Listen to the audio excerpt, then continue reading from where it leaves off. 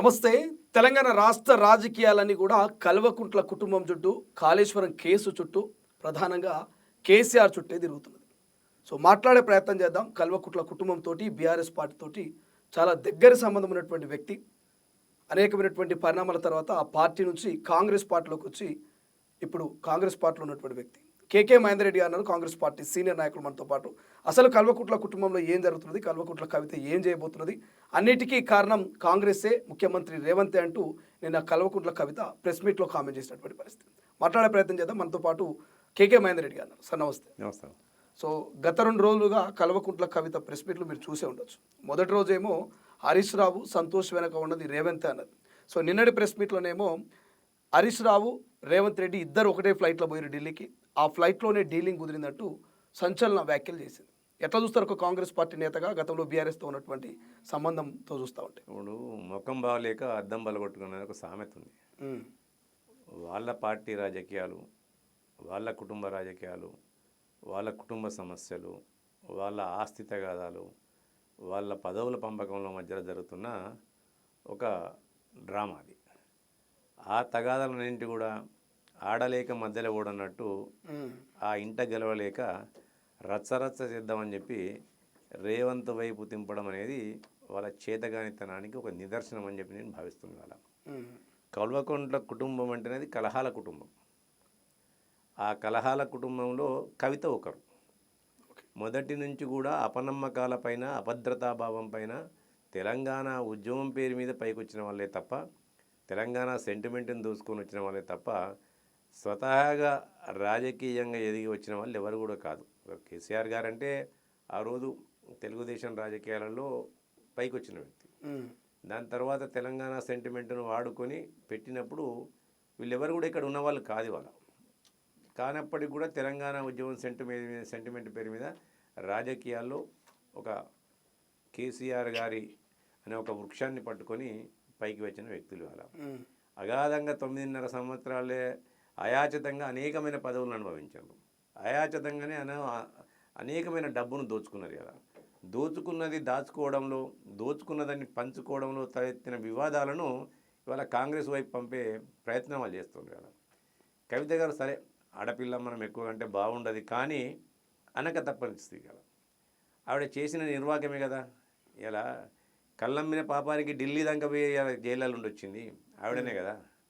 ఇవాళ ఆ రోజు ఆమె అమెరికా వెళ్ళినప్పుడు ఢిల్లీ నుంచి తిహాడ్ జైలు నుంచి బయటకు వచ్చిన తర్వాత ఆవిడపైన ఎటువంటి యాక్షన్ తీసుకోలేదు. నిజంగా కూడా కేసీఆర్ గారు ఆ రోజు కవిత చేసిన తనాన్ని ఏదైతే కళ్ళు దొంగతనం ఉందో, లిక్కర్ రాణిగా మారిందో, అప్పుడు తెలంగాణ ఆడపడుతుల యొక్క ఆత్మ గౌరవాన్ని దెబ్బతీసే మాదిరిగా ఆవిడ ప్రవర్తించిందని చెప్పి కేసీఆర్ గారు కానీ, కేటీఆర్ గారు కానీ ఆవిడని బహిష్కరిస్తే బాగుండేది. అంటే అప్పుడు బహిష్కరిస్తే సమస్య ఇక్కడ దాకా వచ్చేది కదా. అయితే బహిష్కరిస్తే ఉండేది కదా. ఎందుకంటే ఆ రోజు తెలంగాణ ఆత్మగౌరవానికి సంబంధించిన సమస్య. ఓకే, ఆడపడుతుల ఆత్మగౌరవానికి. ఎందుకంటే తెలంగాణలో ఆడపడుతులు ఎవరు కూడా ఇలా లిక్కర్ అమ్మరు, కానీ ఆమె లిక్కర్ అమ్మే స్థితికి తీసుకెళ్ళి తెలంగాణ ఆడపడుతుల ఆత్మగౌరవాన్ని దెబ్బతీసే స్థితికి వాళ్ళ దిగజార్చే స్థితికి ఆమె తీసినప్పుడు చేస్తే బాగుండేది కదా. కానీ ఆ నుంచి వచ్చిన పరిణామాలు ఏంటి? ఒక్కొక్కటి పదవుల పంపకం, ఆస్తి పంపకాలు, అన్నదమ్ముల మధ్యలో విభేదాలు, తండ్రి కూతుల మధ్యలో విభేదాలు. ఎందుకంటే ఏదైతే వరంగల్లో జరిగిన బహిరంగ సభ ఏదైతే ఉందో, సిల్వర్ జూబ్లీ సమావేశాలు పెట్టినరో, తర్వాత అక్కడి నుంచి ఒక్కొక్కటిగా బయటపడుకుంటూ వచ్చినాయి. అధికారం కోల్పోయిన తర్వాత అధికారం ఉన్నంతసేపు ఎవరికి రాలే ఈ పొరపచ్చాలు. ఎందుకంటే ఎవరు అందిన కాడికి వాళ్ళు దోచుకుంటూ పోయినరు. ఒకరు కాలు దోస్తే ఒకరు కాలుతో చూస్తే ఒక చేతితో దూసిండ్రు, ఒక తలకాయతో దూసిండ్రు. ఎక్కడ పంచభూతాల్లో ఏ భూతాన్ని కూడా వదిలిపెట్టకుండా ఈ పంచభూతాలు దోషినాయి. కేసీఆర్, హరీష్, కేటీఆర్, సంతోష్రావు, కవిత అనే పంచభూతాలు ఈ పంచభూతాలను దోషినాయి. ఓకే, ఈ పంచభూతాలను దోచుకున్నంతసేపు ఎవరికేం అనిపించాలి ఇప్పుడు. ఎందుకంటే అందిన కాడికి దోచుకున్న లేన్నారు కదా. ఎప్పుడైతే దోచుకున్నది దాచుకోవడంలో కొంతమేర నిమగ్నం అయిపోయినారు. అధికారం కోల్పోయిన తర్వాత ఎప్పుడైతే ఒక్కొక్కటి వాళ్ళు చేసిన అవినీతి అక్రమాలు బయటపడుతుంటే ఇలా భయాలు చూసుకునే దానిలో కాళేశ్వరంలో కమిషన్లు కావచ్చు, ఇలా ఈ కార్ రేసింగ్ కానివ్వండి, ఇలా గొర్రెల పర్చేస్లో కానివ్వండి, మిషన్ భగీరథలో కానివ్వండి, మిషన్ కాకతీయలో కానివ్వండి, ఏ స్కీమ్ పెట్టినా స్కామ్ కిందనే తేలింది. అది స్కామ్ వైపే తెలియజేస్తుంది. అది కాబట్టి ఇటువంటి పరిస్థితుల్లో వాళ్ళు మానసిక ఆందోళనకు గురయ్యి ఒకరిపైన ఒకరు అభద్రతా భావానికి లోనయ్యి అపనమ్మలకు లోనయ్యి నా గురించి వాళ్ళు చెప్తారేమో వాళ్ళ గురించి నేను చెప్తానేమో చెప్పాల్సి వస్తుందేమో అని చెప్పి అపనమ్మకాలపైన వాళ్ళు ఈ సంసారాన్ని బీఆర్ఎస్ అనే సంస్థాన్ని కొంత దగ్గర తీసుకొచ్చిండ్రు. కానీ ఏదైతే కేటీఆర్ గారికి కవితకు మధ్య చెదిరిందో కవిత గారు వాళ్ళ అబ్బాయి యొక్క ఏది మన పట్టభద్ర వాళ్ళ గ్రాడ్యుయేషన్ సెరమనీకి ఢిల్లీ అమెరికా వెళ్ళి వచ్చినప్పుడు ఆవిడ రాసిన ఉత్తరం వాళ్ళ నాన్నకు ఇంటర్నల్గా ఒక ఉత్తరం రాస్తే అంటే తల్లి కూతుర్ల మధ్యలో అంత భేదాభిప్రాయాలు వచ్చినట్టు లెక్క. ఓకే, ఇప్పుడు తండ్రికి జనరల్గా కొడుకు తండ్రికి కొంత దూరం ఉంటుంది, కానీ కూతురుకు తండ్రికి పెద్ద దూరం ఉండదు. ఎంత మిడ్ నైట్ కానీ చొచ్చుకుని పోయేది చదువు కూతురుకు ఉంటుంది తండ్రి బెడ్రూమ్లకు. కానీ అప్పటికే అగాధం పెరిగిపోయింది ఇద్దరి మధ్యలో. అగాధం ఎంత తీవ్రస్థాయికి చేరిందంటే ఉత్తరాలు రాసేంత తీవ్రస్థాయికి చేరింది. ఆ ఉత్తరాలు బయట పెట్టిండ్రని చెప్పి కవిత గారు రాగానే ఒక స్టేట్మెంట్ ఇచ్చింది. అందులో కొన్ని దయ్యాలు ఉన్నాయి, కొన్ని తల్లి దయ్యాలు ఉన్నాయి, కొన్ని పిల్ల దయ్యాలు ఉన్నాయి, కొన్ని కొరివి దయ్యాలు ఉన్నాయని చెప్పింది. ఆ తల్లి దయ్యం ఎవరు, పిల్ల దయ్యం ఎవరు, కొరివి దయ్యం ఎవరు ఇంతవరకు కూడా చెప్పిన పాపన పోలే. ఇప్పుడు మీరు అన్నట్టు ఇంతవరకు బాగానే ఉన్నది. ఆమె మళ్ళీ రీసెంట్గా అమెరికా పోయింది. ఎప్పుడైతే కొడుకుకు ఆశీర్వాదం ఇప్పించిందో తండ్రితోటి ఆశీర్వాదం ఇప్పించి అమెరికా పోయింది. అమెరికాలో 10-15 రోజులు ఉన్నది. వచ్చిన తర్వాత కేటీఆర్ పేరు ఎక్కడ ప్రస్తావించట్లే. కేవలము అవినీతి మరకలు నటిస్తున్నది హరీష్ రావు, సంతోష్ అంటూ ఇద్దరినే టార్గెట్ చేసింది. ఎట్లా చూడాలి? అక్కడికే వస్తుంది. ఎందుకంటే ఇప్పుడు ఆమె మళ్ళీ అమెరికా పోయింది. కవిత గారికి ఎక్కడ కూడా ఎంట్రెన్స్ ఇవ్వలే. పోయినా కానీ కూతుర్ని కలవలే.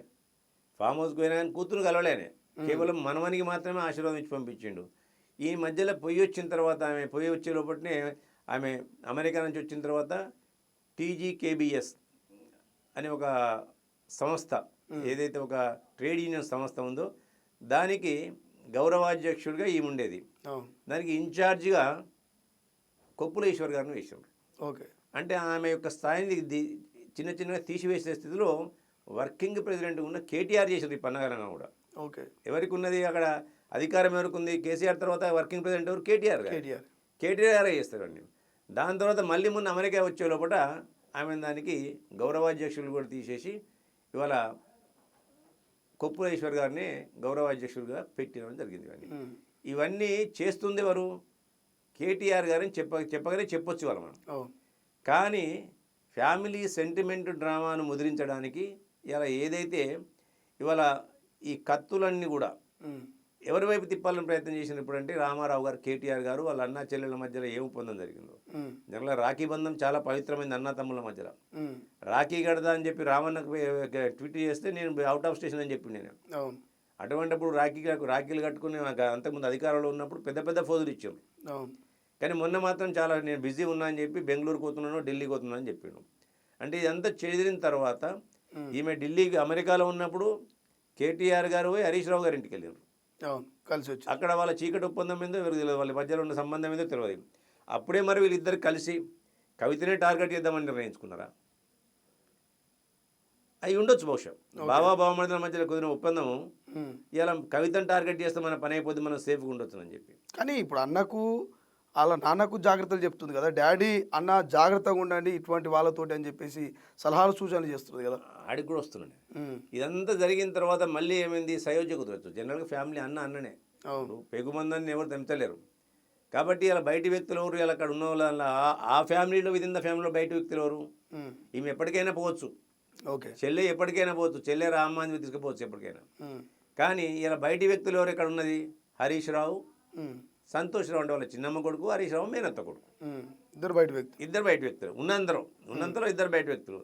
కాబట్టి ఇలా వారిపైన బాణాన్ని వదిలి మళ్ళీ వాళ్ళు ఎప్పటికైనా ఒకటిగా వచ్చేసేదాకా ఉంటుంది. ఇలా ఎప్పుడైతే కాళేశ్వరం మీద PC ఘోష్ కమిషన్ గారు, జస్టిస్ PC ఘోష్ కమిషన్ గారి యొక్క నివేదిక వచ్చిందో, ఎప్పుడైతే CBIకి అప్పచెప్పిండ్రో చెప్పగానే పీఠాలన్నీ కూడా కదులుతాయి. అలా ఎవరెవరనేది కదులుతుందని చెప్పి ఇవాళ ఈ యొక్క డ్రామా ఆడిన తప్ప ఇంకోటి కాదని చెప్పి నేను భావిస్తున్నాను. నిజంగానే వీళ్ళకి ఇంత ఉన్నట్టయితే ఆ రోజు గజ్వేల్లో పోటీ చేస్తున్నప్పుడు, కేసీఆర్ గారు పోటీ చేస్తున్నప్పుడు ఒంటేరు ప్రతాప్ రెడ్డి గారు పోటీ చేసి ఆయన సభాముఖంగా చెప్పిండు హరీష్ రావు గారు ఓరగొట్టడానికి నేను ప్రయత్నం చేసిందని చెప్పి.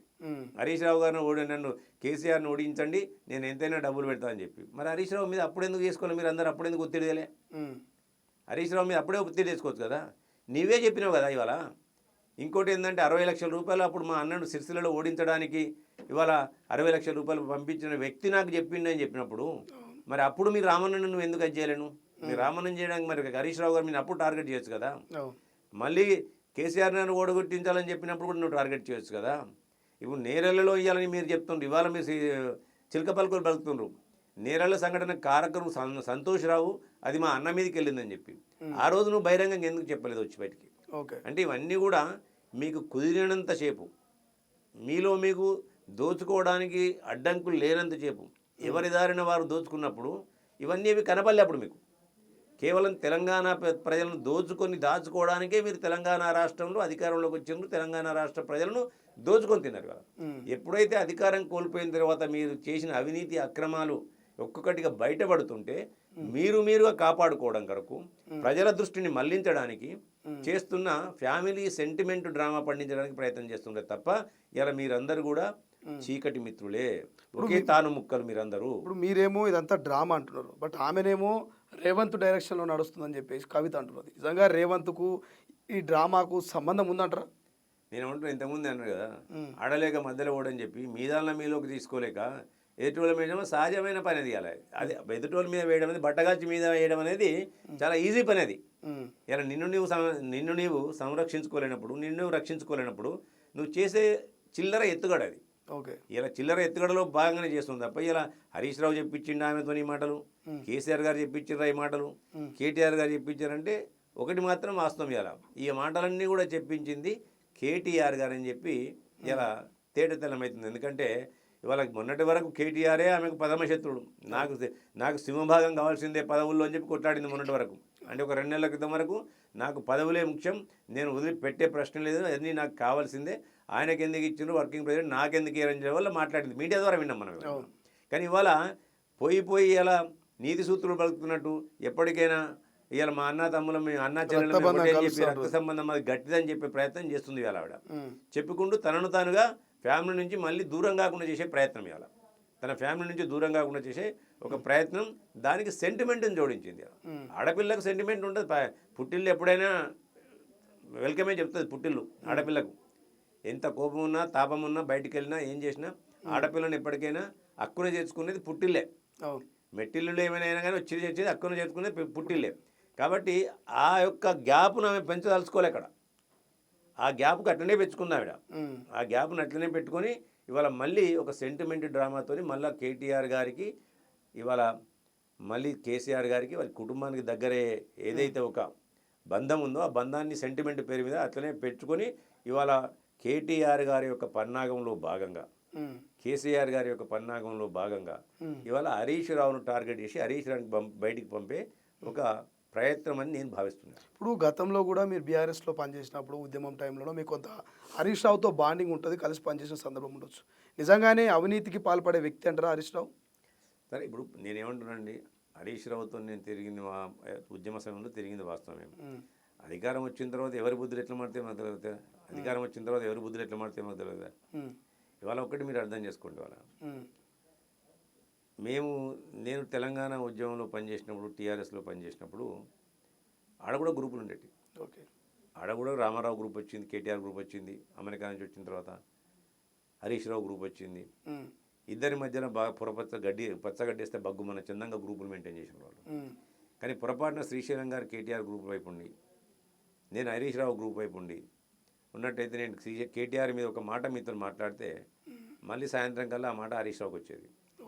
నేను హరీష్ రావు గారు కేటీఆర్ మీద మాట్లాడితే మళ్ళీ కేటీఆర్ దగ్గర, ఇక్కడ ఉన్న వ్యక్తి ఈయన దగ్గరగా అని చెప్పి మాట్లాడితే, అంటే వీళ్ళందరూ కూడా కేవలం డివైడ్ అండ్ రూల్ పాలసీలో వాళ్ళ సేఫ్టీ కొరకు అందరిని వాడుకునే వ్యక్తులే.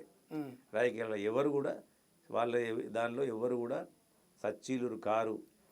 రాజకీయ కుటిల నీతితో నిపదించే ఒక రాజకీయ అసలు సిసలైన రాజకీయ నాయకులు వాళ్ళు. రైట్. అంతకంటే ఎక్కువ ఇవాళ హరీష్ రావు నీతివంతుడు అంటే కాదనే చెప్తాను నేను. ఆయన ఎందుకు నీతివంతుడు అవుతాడు? నీతివంతుడు అయితే ఆయన అప్పుడున్న ఆర్థిక పరిస్థితి, ఇప్పుడున్న ఆర్థిక పరిస్థితి చూసుకోవాలి కదా. ఏమన్నా అంటే ఒక మాట చెప్తారు వాళ్ళు, మేము సన్యాసులం కాదని చెప్పి. అంటే సన్యాసులం కాదంటే అందరు దూసుకొని తిరుమనా? ఇలా హరీష్ రావు గారు ఆయన ఆత్మ పరిశీలన చేసుకుంటే ఆయన స్థితి ఏంది, ఆ రోజు స్థితి ఏంది, ఈ రోజు స్థితి ఏందని ఆయనే జవాబు చెప్పాలి. ఆయన మనసాక్షికి ఆయనే జవాబు చెప్పుకోలేదు. కానీ హరీష్ రావు ఏదో నీతిమంతులని నేను మాత్రం సర్టిఫికేట్ ఇవ్వాలి. రైట్. ఏం చెప్తారు? కల్వకుంట్ల కవిత తన ఎమ్మెల్సీ పదవికి రాజీనామా చేసింది, ప్రాథమిక సభ్యత్వాన్ని కూడా బీఆర్ఎస్ పార్టీ కూడా రాజీనామా చేసింది. సో నెక్స్ట్ కార్యాచరణ భవిష్యత్తులో ప్రకటిస్తూ ఉంటుంది. కొంతమంది కాంగ్రెస్తో టచ్లో ఉంది, కాంగ్రెస్లోకి పోతూ అంటారు, కొంతమంది కొత్త పార్టీ అంటారు, ఇంకొంతమంది బీజేపీలోకి వెళ్ళి లిక్కరు మరకను తురిపించుకునే ప్రయత్నం చేస్తుందని అంటున్నారు. సో కేకే మహేందర్ రెడ్డి ఏమంటారు? నేనేమంటున్నానంటే కాంగ్రెస్ పార్టీకి అయితే కవిత లాంటి వ్యక్తులతో అవసరం లేదు. ఓకే. ఉంటే గింటే బీజేపీ పార్టీకి ఉండొచ్చు. ఆ రోజు తిహాడ్ జైలు నుంచి రావడానికి అన్ని విధాల బీజేపీ నాయకుల యొక్క కాళ్ళు ఏళ్ళు మొక్కింది మీరు కాదా అని చెప్పి సీఎం రమేష్ గారు చెప్పారు. కేటీఆర్ గారే స్వయంగా వచ్చి కవితను డిలీట్ చేయండి, మా అవినీతి మచ్చను తీసేయండి, అవసరమైతే బీజేపీని కలుపుతామని చెప్పిండని చెప్పి ఆ రోజు సీఎం రమేష్ గారు చెప్పారు. చెప్పిన తర్వాత దాని మీద ఎటువంటి జవాబు కూడా, దానికి ప్రతిస్పందన కేటీఆర్ దగ్గర నుంచి కరువైంది. సాచవేద దాటవేద ధోరణిలోనే ఆయన ప్రవర్తించారు. ఇప్పటికి కూడా కాంగ్రెస్ పార్టీకి ఇక్కడ టీఆర్ఎస్ పార్టీతోని, అంటే ఇప్పటి బీఆర్ఎస్ పార్టీతోని సంబంధం లేదు, దానికి అవసరం కూడా లేదు, అని ఉండే నాయకులతో కూడా అవసరం లేదు. ఎందుకంటే అలా ముఖ్యంగా కవిత లాంటి వాళ్ళు, హరీష్ రావు లాంటి వాళ్ళు, కేటీఆర్ లాంటి వాళ్ళతో అస్సలు అవసరాలు ఉండవు. ఎందుకంటే ఆల్రెడీ ప్రజలు వాళ్ళని చీత్కరించారు, చీకొట్టిండ్రు, అయిపోయింది. అది ప్రజలు వాళ్ళని భూస్థాపితం చేయడం, రాజకీయంగా భూస్థాపితం చేయడం కూడా ఇలా సంసిద్ధులైపోయినారు. దానికి ఇక్కడ ఫ్యూచర్ అనేది లేదు. ఇక తెలంగాణలో బీఆర్ఎస్ పార్టీ టీఆర్ఎస్ పార్టీకి తెలంగాణతో బంధం తెగిపోయింది. ఇప్పుడు కవిత పార్టీ పెడితేనైనా సక్సెస్ అవుతుందా? ఆమె ఏదో బతుకమ్మ పేరుతోటి, జాగృతి పేరుతోటి కూడా జనంలోకి వెళ్దామని చూస్తుందని ఒక చర్చ జరుగుతుంది పాదయాత్ర ద్వారా. తన ప్రయత్నం తను చేస్తుంది, చాలామంది ప్రయత్నాలు చేస్తారు. ఇవాళ కుటుంబ రాజకీయాలు ప్రాంతీయ పార్టీలు వచ్చిన తర్వాత పక్కన జగన్ గారి పార్టీలో ఏమైందో చూసినారు మీరు. ఇక్కడ కూడా అదే అంతే. తను కూడా పాదయాత్ర చేసిండ్రు, తను కూడా చేసిండ్రు. వారికి ఒక వారసత్వం ఉండేది. వైఎస్ రాజశేఖర రెడ్డి అనే గొప్ప వారసత్వం ఉంది. కానీ ఇక్కడ ఆ వారసత్వం లేదు. ఇక్కడ వారికి అవినీతి మరకలు లేవు. ఆ కుటుంబానికి అవినీతి మరకలు లేవు. రాజశేఖర రెడ్డి గారికి అవినీతి మరకలు లేవు. ఇక్కడ ఈ కేసీఆర్ గారికి కాళేశ్వరం అనే అవినీతి మరకొచ్చింది. కేటీఆర్ గారికి ఈ కార్ రేసింగ్ అవినీతి మరకొచ్చింది. అహంకారం, అహంభావం, నియంతృత్వ నిరంకుశ పరిపాలన కొనసాగించారు. ఈ 9.5 పరిపాలన అనేది తెలంగాణ ప్రజల మనసులో నిండిపోయింది. కాబట్టి వీరు కవిత గారు తన ప్రయత్నం తను చేసుకోవచ్చు, చేయడంలో తప్పు ఉందని నేను అంటలేను. కానీ ఆశించినంత మేర ఫలితం మాత్రం ఉండదు జనం నుంచి. సరే, బతుకమ్మ అనేది ఆ రోజు సెంటిమెంట్. తెలంగాణ ఉద్యమం కొరకు రాజకీయ ఉద్యమాల్లో చాలామంది చాలా సెంటిమెంట్లను రేజ్ చేస్తారు. భారతదేశ స్వతంత్ర పోరాటంలో బాలగంగాధర తిలక్ గారు కానీ వీళ్ళందరూ కానీ అప్పుడు గణేష్ను వాడి, వినాయక విగ్రహాలు, శివాజీని వాడి.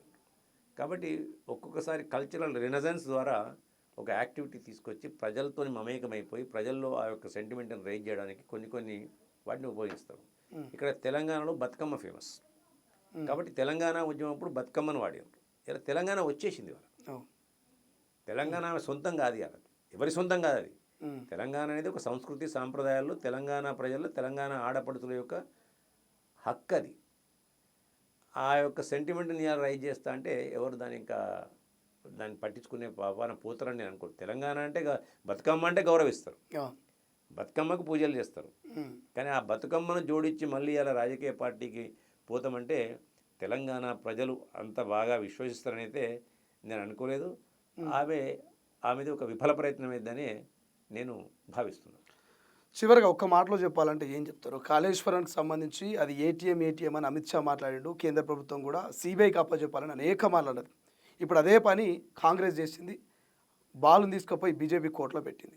సో మీరు ఆశించిన మేరకు నిజంగా సిబిఐ కేంద్ర ప్రభుత్వం నిజంగానే అవినీతి పరులను నిజంగా తెర మీద ప్రజల ముందు ఉంచే అవకాశం ఉందంటారా? నమ్ముతున్నారా కాంగ్రెస్ పార్టీ? నేను ఒక్కటి చెప్తాను శ్రీశైలం గారు, మా గౌరవ ముఖ్యమంత్రి గారు working president, Congress party PCC working president ఉన్నప్పుడు అనేక సందర్భాల్లో సిబిఐ ఎంక్వైరీ చేయండి, అధికారం మీ చేతిలో ఉంది కదని చెప్పి బీజేపీని డిమాండ్ చేయడం జరిగింది. మేము కోర్టు కూడా వెళ్ళడం జరిగింది వాళ్ళు.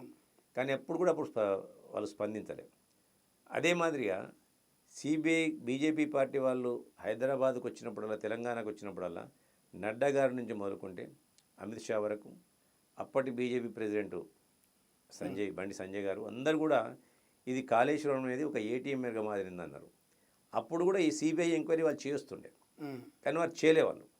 కాకపోతే అప్పుడు అప్పటి రాష్ట్ర ప్రభుత్వం సిబిఐకి ఎంట్రీ ఇవ్వలే ఇక్కడ. కానీ అంతకుముందు 2022 నుంచి చేయాలి, అంతకుముందు ఉండే. అవును.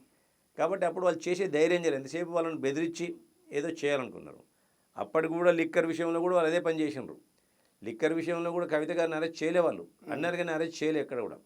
కానీ 2023 సంవత్సరంలో ఏదైతే ఎలక్షన్లు వచ్చినాయో, ఈ రాష్ట్రానికి జరిగిన అసెంబ్లీ ఎన్నికల్లో వాళ్ళు ఏదైతే వాళ్ళు గుణపాఠాలు నేర్చుకున్నారు బీజేపీ పార్టీ. వాళ్ళకు పట్టుమని 8 సీట్లు రాలే వాళ్ళకు. ఉమ్, రాకపోయేసరికి అరే ఇదేదో తేడా జరిగింది, మేము బీఆర్ఎస్తో లోపాయకార ఒప్పందం ఉంది మాకు ఉందని చెప్పి తెలంగాణ ప్రజలు భావించున్నారు కాబట్టి మాకు ఓటు లేదని చెప్పి అది గ్రహించిన తర్వాత కవితను లిక్కర్ స్కామ్లో ఎప్పుడైతే అరెస్ట్ చేసినారో వాళ్ళకు మళ్ళీ ఇక్కడ ఓటు వచ్చినాయి. అసెంబ్లీ లోక్సభలో 8 సీట్ల నుంచి 9 సీట్లు వాళ్ళకి వచ్చినాయి. రాగానే అప్పుడు వాళ్ళకి తెలిసింది అరే మమ్మల్ని కూడా ప్రజలు విశ్వసిస్తలేరు, మేము బీజేపీతో చీకటి ఒప్పందం ఉందని చెప్పి.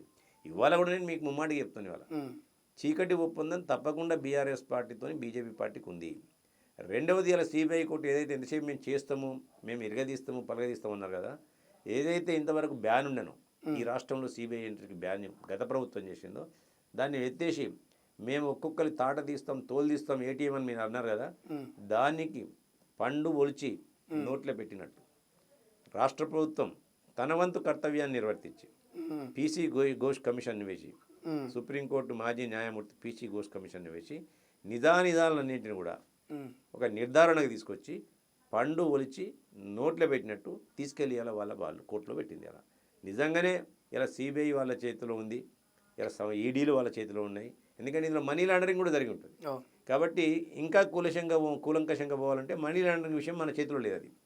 కాబట్టి మనీ లాండరింగ్ కూడా జరిగింది కాబట్టి మీరు వాళ్ళ నరాలు తీరుస్తారా, వాళ్ళ వాళ్ళను ఏ విధంగా మీరు శిక్షిస్తారు, ఏ విధంగా వాళ్ళ యొక్క నిదానిదాలు బయట పెడతారు అని చెప్పి సిబిఐ చేతిలో పెట్టింది. అలా అంటే సిబిఐ ఎవరి చేతిలో ఉంది, అలా బీజేపీ అంటే ఎవరి చేతిలో ఉందని అంటే సంస్థ, ఆ వ్యవస్థ అక్కడ ఉంది సెంట్రల్ గవర్నమెంట్ చేతిలో.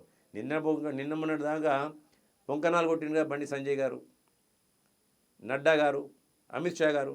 ఇవాళ నిజంగానే ఈ యొక్క పీసీ ఘోష్ కమిషన్ నివేదిక ద్వారా మీ ముందు అందులో జరిగిన న్యాయాన్యాయాలను, అవినీతి అక్రమాలను అన్నింటిని కూడా మీ వద్ద అధికారుల నుంచి మొదలుకుంటే ఇలా ఆర్థిక మంత్రి గారు కావచ్చు, ఇరిగేషన్ శాఖ మంత్రులు కావచ్చు, ముఖ్యమంత్రి గారు కావచ్చు, ఏ అధికారుల పాత్ర ఏంటిది, వాళ్ళ యాత్ర ఎంత జరిగింది, వాళ్ళ పాత్ర ఎంత జరిగింది, వాళ్ళ అవినీతి ఎంత జరిగింది, దానికి కారకులు ఎవరు అనేది ఒక ప్రిలిమినరీ రిపోర్ట్ అయితే వచ్చింది కదా ఇవాళ.